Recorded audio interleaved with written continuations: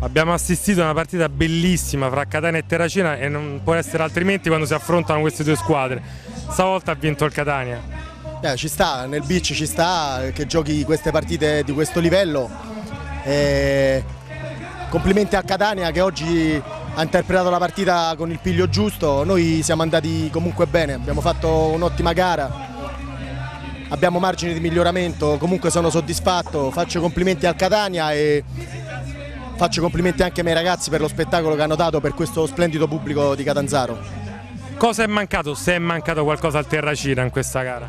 No, non è mancato niente. Quando giochi partite con questo livello il Catania ha 5, 6, 7 giocatori di altissimo livello e gli episodi decidono la gara. Questa volta gli episodi sono andati a favore del Catania, tutto qui, ma noi continuiamo sulla nostra strada e poi aspettiamo tutti a Terracina naturalmente.